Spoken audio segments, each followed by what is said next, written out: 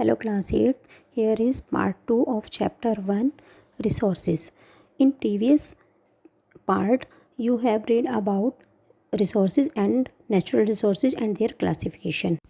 Now we read about human made resources. कि human made resources मानव निर्मित संसाधन. Many natural substance can be made useful only after the use of some technology. कि कुछ technology को use करने के बाद, कुछ नई तकनीकें यूज़ करने के बाद जब संसाधन किसी अन्य रूप में हम यूज़ करते हैं तो वो मानव निर्मित संसाधन होते हैं. When these natural substance become useful, they are called man-made resources. और ये मैन मेड रिसोर्सेज कहलाते हैं. For example, iron is naturally found in an iron ore to us, but it is use to make buildings, bridges, rods, machinery, automobiles, ships etcetera. कि हमें iron जो है simple मिलता है, हमें खनिज पदार्थ जो है, लेकिन जब हम इसका यूज़ जो है बिल्डिंग्स बनाने के लिए, पुल बनाने के लिए, सड़कें बनाने के लिए, मशीनें बनाने के लिए करते हैं तो ये एक जो है कृत्रिम रिसोर्स माना जाता है.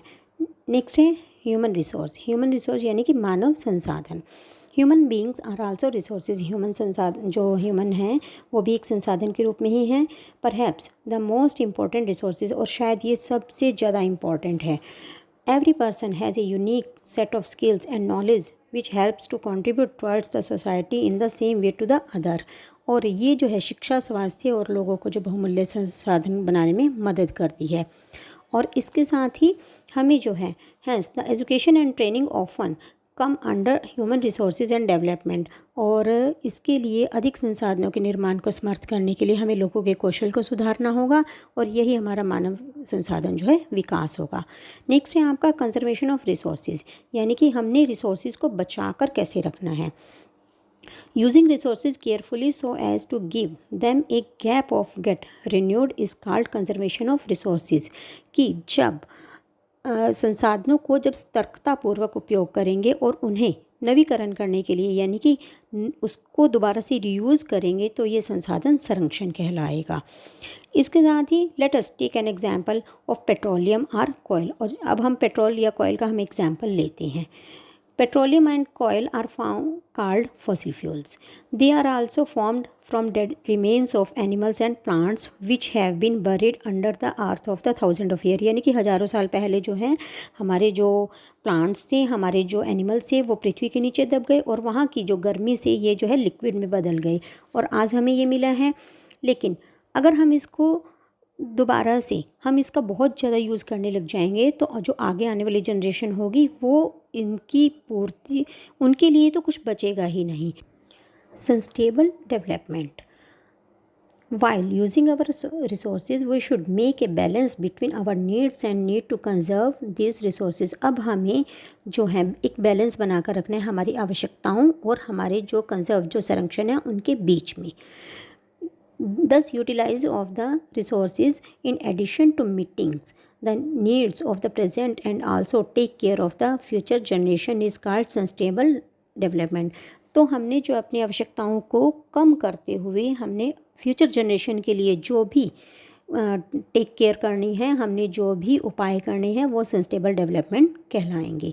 We can use the principle of 3Rs. हम जो है 3Rs जो है यूज़ कर सकते हैं. 3Rs का मीनिंग होता है रिड्यूस, रीयूज़ एंड रिसाइकल.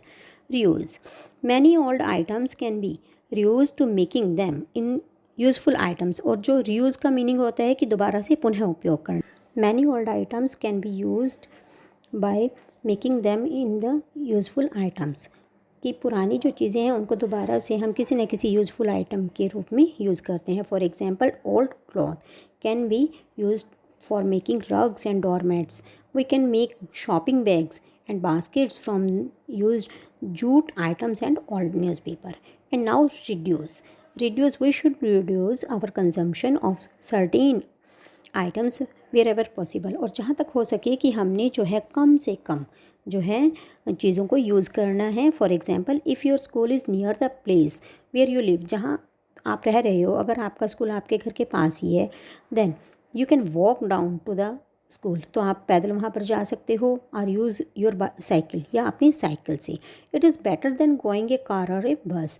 इससे बेटर मतलब ये कि कार या बस पर जाने की बजाय. This will help in saving fuel. तो इससे क्या होगा, फ्यूल सेव होगा हमारा. रिसाइकल. पेपर, ग्लास, आयरन और tin can be recycled in number of times. और जो हमारे पेपर्स होती हैं, जो हमारे ग्लास होती हैं, जो आयरन होता है, या जो हमारी ये बुक्स होती हैं, इसको दोबारा से रिसाइकिल कैसे कर सकते हैं हम। All newspaper and other items should be given to the कबाड़ी वाला, हम कबाड़ी वाले को देते हैं ये सब आइटम्स जो पुरानी होती हैं, रद्दी, अखबारें वगैरह। एंड दे इन टर्न वो क्या करता है, sell them to the recycle industry, और वो रिसाइकिल इंडस्ट्री में इसको दे देता है। आफ्टर रिसाइकलिंग, रिसाइकलिंग करने के बाद many useful items are made from these discarded items, और जो हमारे यहाँ बेकार वस्तुएं थी उनको दोबारा से रिसाइकिल करके वो हमारे लिए यूज़फुल आइटम्स को बना देता है। तो आज हमने इस चैप्टर में रिसोर्सेज के बारे में रीड किया। Thank you, have a nice day.